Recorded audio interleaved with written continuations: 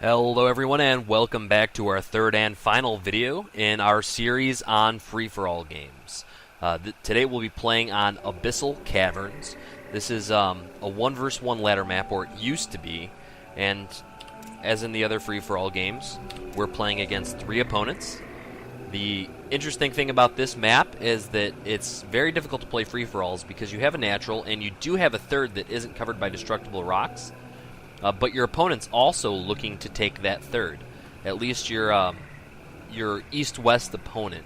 Now there's also a mineral patch between the north and south opponents, but often north and south opponents aren't really competing with each other on this map. So similar to Shattered Temple, we're playing directly against this opponent on our left, and we're going to let the top half of the map, the 2 opponents on the top half, worry about each other, while we try to take out our east-west opponent as quickly as possible.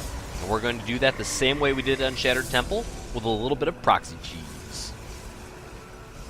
So you'll notice this player here, this teal player, I believe is a diamond level player. He's pretty good. He's doing what's sound normal in a free-for-all, and that's fast expanding. He's putting a pylon on the low ground, and he's scouting me. And again, usually when you scout your opponent and don't see anything in his base, you get pretty worried, in a 1 vs 1 at least.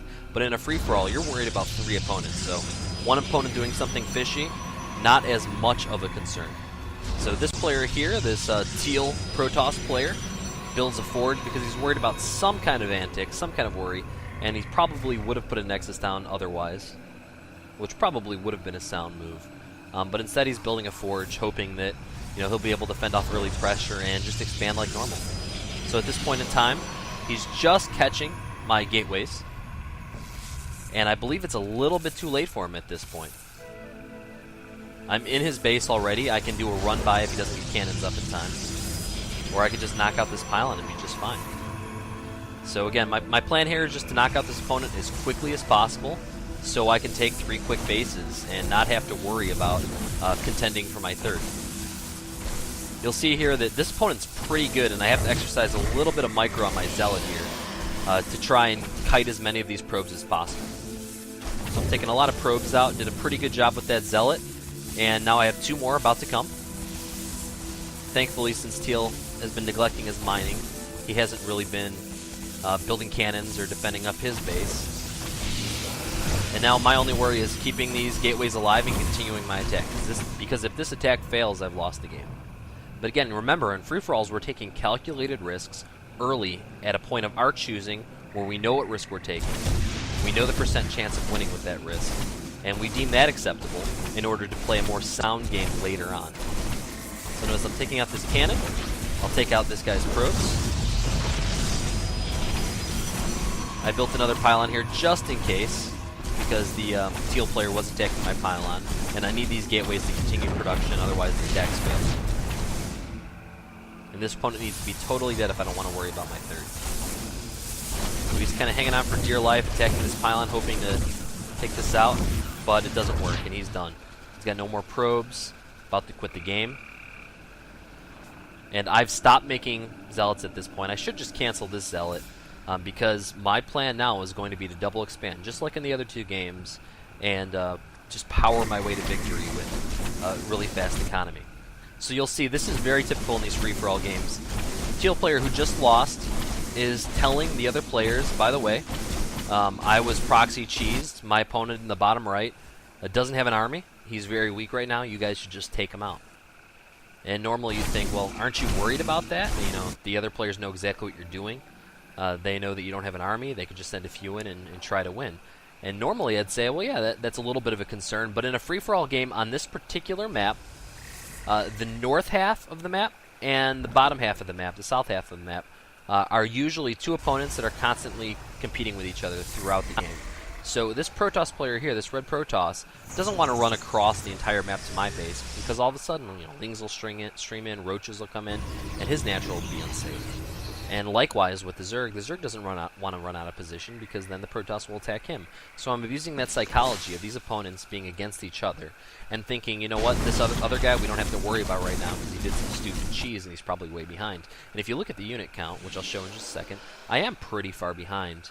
But it's not going to last very long, because I'm going to get a double expansion up, one Nexus followed by another quick Nexus right in the middle here, and power my way to victory in much the same way. And I feel a lot safer in this particular map that my opponents are going to be contending with each other than I have in the other two. So you'll see here I've just thrown down my third Nexus. I'm continuing to crank out probes as fast as possible. I screwed up a little bit and supply blocked myself. Something you generally don't want to do. And again, the plan is getting 70 to 80 probes, getting a lot of production structures, a lot of gateways, and just getting to 200, 200 with fast upgrades as quickly as possible. And you'll notice here, this Protoss player, you might think, well, why didn't he expand early? Why is he playing so scared? And the question is a pretty good one, because this player is a very, very strong player. He's ranked 2 master at the point that I played this game.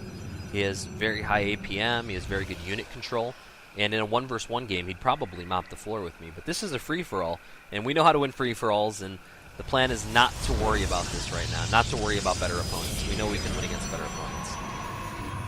So you'll see here that Zerg has just taken his third, and this is going to be problematic because Protoss is eventually going to need this third, this player here. So he's going to be fighting with Zerg for this. Zerg is also going to try and take this expansion down here, but he's probably not going to venture in my base too far. And in the meantime, this Protoss player, Vlair, is going to start a little bit of harassment.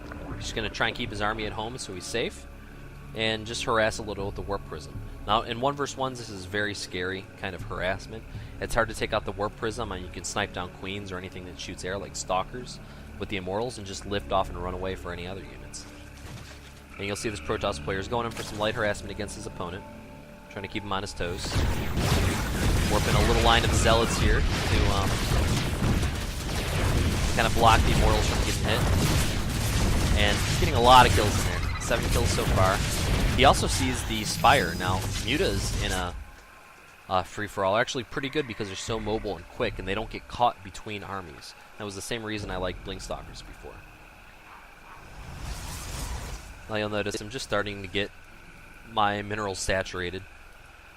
And early on, the red and blue player were telling each other, oh, you should attack purple down at the bottom. And I never expected a full attack, but I did expect a little bit of harassment, possibly. And this Warp Prism is coming down just to kind of poke in, get a few kills off. But again, I'm not too worried about him going all out and trying to kill me. I just don't want to lose too many probes. I want to be able to continue with my strategy until I have a bigger army. So I'm just running my probes away to deal with the harassment. I can always rebuild a few probes later, or rebuild a Nexus later if I really have to. But this red guy, I know he's got more to worry about, bigger fish to fry. And if he was watching my screen, he could have left the Immortals there and taken out all my Zealots if he wanted to. But he saw that Zerg has the Spire. He saw that he's going a robo build. It's a little bit scary. So you'll notice that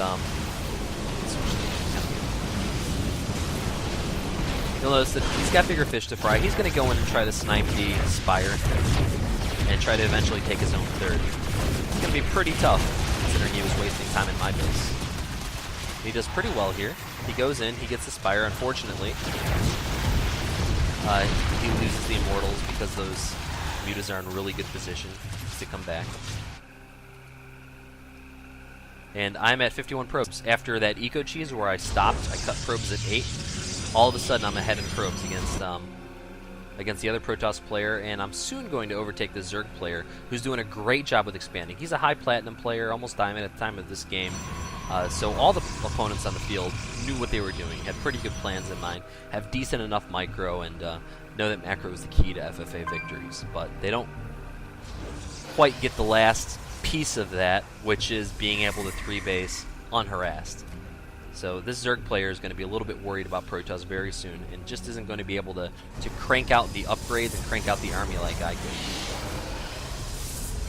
So I have 2 forges here. I think I was a little bit light on money. 2 forges are critical. A third is really nice. And then getting that blink so that your army is a little bit more mobile. It's nice. So now red is he's telling me exactly what Zerg is doing, just because I think he's worried at this point that he's not going to be able to leave his base. He wants me to harass a little bit. And I'm not concerned about their battle. I'll let them kill each other because I know that my macro and my powering of units is going to be superior in the end because I don't have to worry about a third opponent. So you'll see at this point I have 67 probes compared to 71 drones. Again, Zerg is doing great so far. The problem with Zerg is that their maxed army is weak against any other maxed army. So Zerg is probably the hardest race to win a free-for-all. Plus Zerg is going to be fighting against this Protest the whole time, and I'm going to come in to push him back in a little bit when I get enough units to feel safe. Here we go, I finally equalized in the Harvester count. I've tried to split these up pretty well. There we go. And if you'll notice, the boxing, all the probes are pretty much even between bases. These players are, again, worried about each other. And I'm chronoing out upgrades, chronoing out blink research, getting as many stalkers as I can. I only have one robotics facility somewhere here. Maybe I've neglected it so far, just to get an observer. But I guess after seeing the Robo, after seeing the Mutas, I'm not too worried about burrowed or cloaked units coming into my base. And Red is finally going to go down and try to expand because he's in a little bit of trouble. And you'll notice the army counts. Zerg is 160, Protoss is 102. And this is a very solid Protoss player, at least in 1v1s. So he's going to be competing with the Zerg army fairly well, even though he has a much lower supply. He has a good army mix. Templar with Storm. Those are beautiful storms. The Zerg just eats those storms, which is a little bit surprising. Tries to save the Colossus, gets those Stalkers in there. The Stalkers are 1-1, the Mutas are 0-0. So this red guy is doing a pretty good job considering that he just didn't open up this game correctly. And now that the Archon's finished, he's able to clean up the rest of the Zerg army. So it's 75 supply to about 120. It's 109, 107. So Protoss came ahead there. And all the while, this is great for me, because if I had to take out my opponent, I'd be competing the exact same way, back and forth at the bottom of the map. But thankfully, I'm relying on the fact that these guys, these opponents on the north side, can really have to fight with each other and keep me safe. So I believe Red built a pylon or something down here trying to expand. I just cleared it out. I'm taking this just so no one else does. I don't really need another base at this point. It's a little bit premature. I'd rather spend those minerals on stalkers and upgrades. But again, continue with my upgrades. I have 1-1. I'm about to get 2-2-2. And I don't know why he runs away so quickly. I'm just coming in for a little bit of harassment. And if I get attacked by a large army at this point, I'm just going to run away. There's no reason for me until I'm maxed to take on a full opponent. There we go. Just kind of playing around, killing a few units while I can. Killing whatever pops out of these larvae. And meanwhile, look at Red here. Red is killing Zerg, so Zerg, which seemed to have a big lead before, because now he's fighting against two opponents, not so much of a lead. And because his micro is a little bit weak, that's not the full reason. And that's it. So you'll see that as soon as the second to last, the penultimate opponent gets taken out, it's a 1-versus-1 match. And normally I would lose a 1-versus-1 match against the Red Protoss player who's significantly better than me. I'm probably playing against Grandmasters on a regular basis. But the positive side is I have a lot of production. Let's see down here. But I have about 6 gateways here. I have another 5 gateways down here. Templar archives, just in case I need to make Archons or something with extra gas. And pretty good upgrades. I think I just finished 2-2-2. 2-1-2. And I'm on 3, about to be 4 bases. So there's nothing this red opponent, no matter how good his micro or his macro is, can do to catch up at this point. He just can't take any more bases. He's fought too long with Zerg. And you'll see, he's trying to cannon up and try to take out these rocks.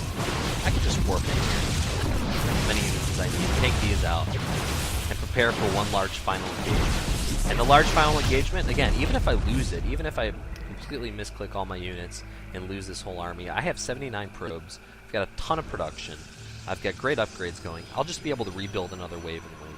So I decide, you know, this is the time, right when I hit max, 197 supply here at the top, it's time for me to just go and win. Hopefully when you play this style, you'll have the same moments in time where you just know you've won the game. And this is the fun part right here. I'm blinking on top of Zealots and Archons. Everything And it doesn't matter. He can storm me all he wants. I don't care if he kills every single one of these units. I'm building another wave right after. So I'm still at 180 supply. He's at 60 supply. And that was the game. That's how easy it can be if you follow these few simple tricks. Doesn't matter who you're playing against. And hopefully you guys have a lot of success with this build in the future. Thanks for watching.